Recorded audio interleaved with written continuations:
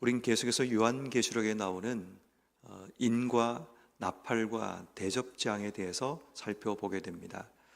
어떤 의미에서 하나님의 심판, 하나님의 심판의 가장 결정적인 그 내용들이 바로 일곱 인의 심판, 그리고 일곱 나팔의 심판, 일곱 대접의 심판으로 이어지는 하나님의 심판의 내용들이 이제 이 요한계시록의 핵심적인 내용을 이루고 있음을 보게 됩니다.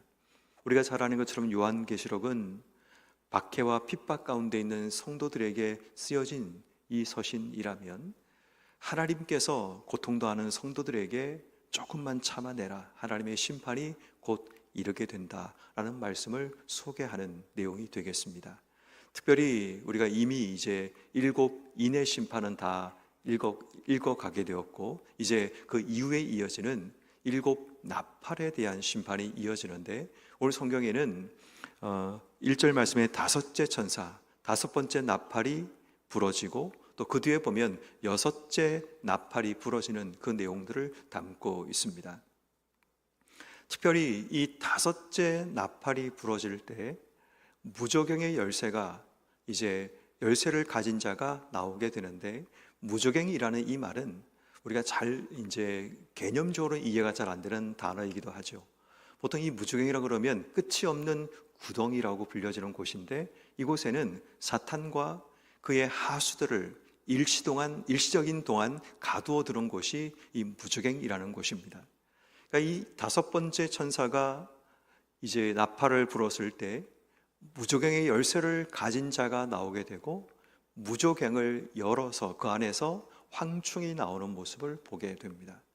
그 황충은 5살 동안 사람들을 괴롭히는 그런 권세를 가진 자였는데, 우리가 주목해야 될 부분이 바로 4절 말씀에 보면 오직 이마에 하나님의 인침을 받지 아니한 사람들만 해하라 라는 말씀이 등장합니다. 제가 지난번에 설교를 할 때 그 말씀을 드렸습니다. 마치 하나님께서 모세에게 10장을 통해서 애굽을 심판하실 때 처음에는 일반적인 하나님의 재앙이 주어지죠. 모든 사람, 애굽 사람과 고센 땅에 살고 있던 이스라엘 백성 모두에게 일반적인 심판이 주어지지만, 네 번째 재앙인 파리 재앙부터는 고센 땅에는 그 재앙이 임하지 않게 하셨더라라고 제가 말씀을 드렸습니다.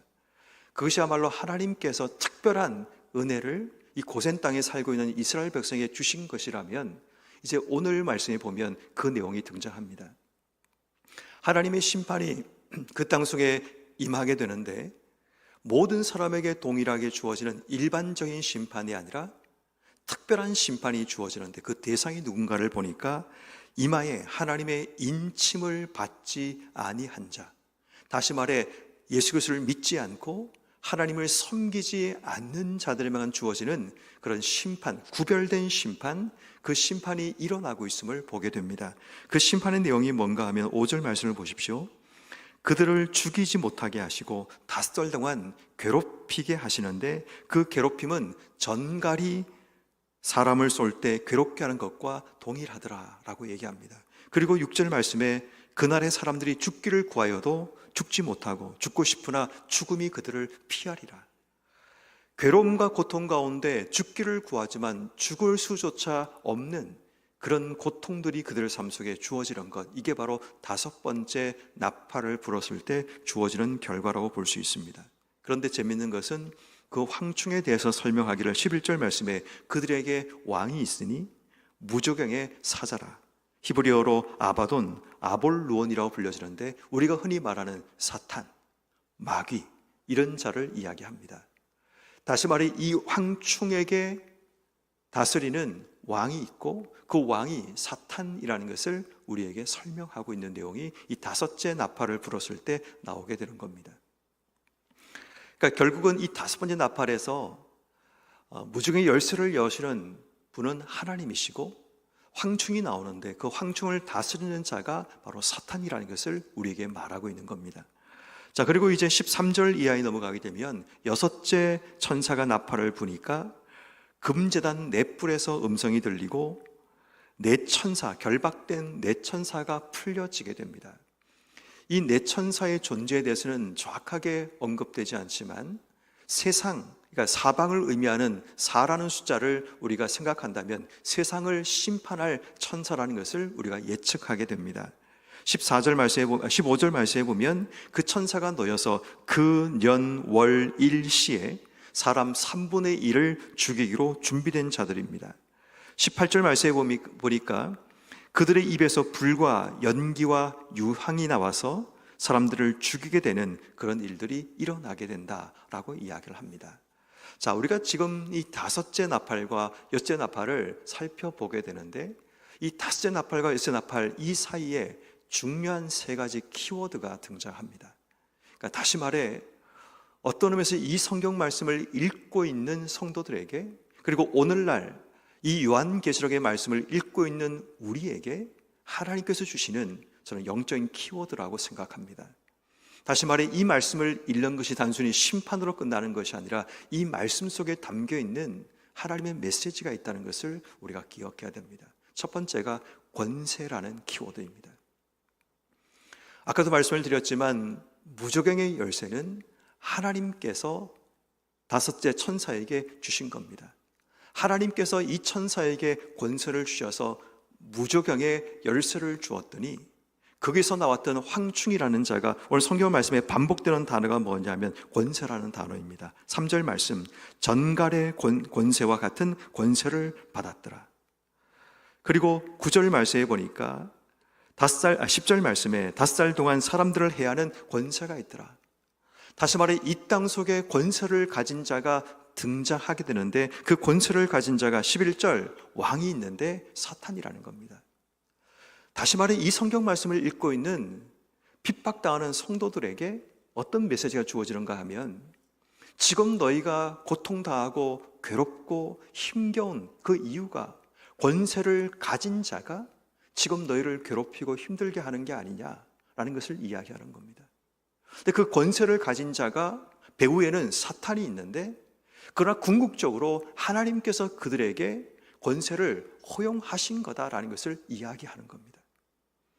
다시 말해, 우리가 당하는 고난과 어려움 가운데 권세를 가진 자가 우리를 괴롭게 하고 힘들게 할 때 우리가 참아내야 될 것은 뭐냐 하면, 그 권세를 가진 자의 그 배후에는 사탄이 있고, 그 권세를 가진 자가 그러한 권세를 할 수 있도록 허용하신 것이 하나님께서 하신 거라면 우리는 그 괴롭힘과 힘듦의 시간들을 참아내고 견뎌내야 되는 거죠. 권세를 가진 자에게 복종하게 되는 것은 옳지 않습니다. 왜냐하면 그 뒤에 배후가 사탄이기 때문입니다. 그렇지만 내가 이 고난과 어려움을 참아내야 될 이유는 하나님께서 지금 내 삶에 하나님의 입맞은 자답게 주신 삶을 살아가라는 하나님의 시험과 테스트가 동시에 우리에게 주어지기 때문입니다. 그러므로 여러분, 이 땅 속에 권세를 가진 자, 그 권세를 가진 자 앞에 굴복당하지 말라는 하나님 메시지가 이 안에 있습니다. 그들은 짧은 시간 5살 동안 권세를 가져서 전갈과 같은 권세를 가지고 우리를 쏘아대고 우리를 괴롭히고 우리를 힘들게 만들지만 그 권세 앞에 굴복하지 말라는 겁니다. 때로는 인생의 삶을 살다 보면 잘못된 권세, 악한 권세들이 우리의 삶을 통치할 때가 있습니다. 근데 어느 순간 우리의 삶이 그들에게 길들여져서 나도 모르는 사이에 그 권세 앞에 굴복하며 인생의 삶을 살아갈 때도 있다는 겁니다. 그럼 우리가 기억해야 될 중요한 것은 권세를 가진 자 앞에 굴복하지 마라. 특별히 믿음을 가진 자, 하나님의 인을 맞은 자, 정말 우리가 하늘의 소망을 두고 사는 자들은 이 땅의 권세를 가진 자, 그들이 악하게 우리를 괴롭히고 우리에게 우리의 신앙을 바꾸려고 할 때 그들의 권세 앞에 굴복당하지 말고 다시 한번 믿음을 지켜내라는 그 메시지가 오늘 말씀 속에 포함되어 있는 겁니다. 두 번째 우리가 주목해야 될 하나의 키워드는 시간이라는 키워드입니다. 오늘 성경 말씀에 보면 이 권세를 가진 자가 정해진 시간 속에 있다는 것을 우리가 발견하게 됩니다. 5절 말씀에 보면, 그러나 그들을 죽이지는 못하게 하시고 5살 동안 괴롭게만 하게 하셨다라고 얘기합니다. 그들에게 주어진 권세라는 것이, 그들에게 주어진 시간이라는 것이 5달이라는 제한된 시간이 주어졌다라는 것을 보게 됩니다. 그리고 그 뒤에 보면 15절 말씀에 내 천사가 그 년, 월, 일, 시에 이르러 사람 3분의 1을 죽이는 심판을 행하게 됩니다. 또다시 시간이 등장합니다. 다시 말해 시간이라는 것은 하나님이 정하시는 겁니다. 고통당하고 핍박당하는 성도들에게 주시는 메시지는 뭐냐면, 지금 너희가 당하고 있는 그 고통은 제한된 시간이 지나면 그 고통이 사라진다는 것을 이야기하는 겁니다. 하나님의 궁극적인 심판이 하나님의 때가 되면, 하나님의 시간이 되면 이 땅 속에 임하게 된다. 그 시간을 버텨내라, 견뎌내라는 하나님 메시지가 되는 겁니다. 때로는 우리 인생에 다가오는 고난의 시간들이 있습니다. 너무나 견디기 힘든 그 고난의 시간, 피하고 싶고 도망치고 싶지만, 그러나 여러분, 우리에게 그 시간은 하나님이 정한 기간이 있기 때문에 시간이 지나고 나면 더 이상 그 권세가 우리의 삶을 지배하지 못하게 되는 겁니다. 어떤 의미에서 이 성경 말씀을 읽고 있는 그 당시에 1세기, 2세기에 고통당하고 핍박당하는 성도들에게는 그 시간을 참아내라, 그러면 하나님의 시간이 찾아온다는 메시지가 되는 겁니다. 하나님의 때가 되면, 하나님의 시간이 되면 이 땅을 심판하실 하나님의 시간이 찾아온다. 걱정하지 말고 두려워하지 말고 참아내고 견뎌내라는 그 메시지가 동시에 주어지는 겁니다. 다시 말해 이 첫 번째 키워드와 두 번째 키워드를 합치면 이런 의미가 됩니다. 권세자들이 권세를 베푸는 그 때문에 괴로워하지 말고, 시간이 지나면 권세자가 사라지고 하나님의 시간이 찾아온다는 메시지가 그들 속에 주어지는 겁니다. 그리고 마지막 세 번째 키워드는 회개라는 키워드입니다. 오늘 성경 말씀인 4절 말씀에 보면, 이마에 하나님의 인침을 받지 아니한 자들을 해하라는 그런 말씀이 주어지게 됩니다. 인침을 받지 않는 자는 회개하지 않는 자입니다. 하나님의 인이 없는 자는 하나님의 사람이 아닙니다. 그리고 그 뒤에 보면 회개하지 않는 자들에게 하나님이 재앙을 주고 살아남는 은혜가 주어지죠. 2절 말씀해 보십시오. 이 재앙에 죽지 않고 남은 사람들, 사람의 3분의 1을 죽이는 심판이 내천선을 통해서 행해지게 되는데, 그 재앙 가운데도 죽지 않는 남아있는 3분의 2의 은혜 입은 자, 하나님의 은혜가 그들 속에 주어졌지만, 오늘 보면 2절 말씀에 보니까 남은 자들이 손으로 행한 일을 회개하지 아니하고 오히려 여러 귀신과 보거나 듣거나 다니거나 하지 못하는 금, 은, 동, 목석의 우상에게 절하고, 21절 살인과 복술과 음행과 도둑질을 회개하지 아니하더라. 결국은 회개하지 않는 자들, 은혜를 입었지만 여전히 회개하지 않는 그 자들에 대해서 하나님이 경고하고 있는 메시지인 겁니다. 3분의 1의 심판 가운데도 하나님께서 그들을 살려주셨지만 여전히 회개하지 않는 자, 더 무서운 재앙이 그들 앞에 있다는 것을 경고하시는 겁니다. 결국은 권세와 시간에 살아남는 하나님의 입 맡은 자에게 주시는 메시지는, 아무리 힘들고 어려워도 삶을 바로 세워서 하나님 앞에 늘 회개하는 삶을 살아가야 된다는 것을 우리에게 말하고 있는 겁니다. 그러면 성도 여러분, 오늘 하루 삶을 살아가실 때 어떻게 살아가기를 원하십니까? 이 땅에 잘못된 권세 앞에 복종하지 않는 삶을 우리에게 요구하십니다. 비록 지금 힘들고 어렵지만 하나님이 정한 시간 동안 우리에게 주어지는 고난이기에 잘 참고 견뎌내라고 말씀하십니다.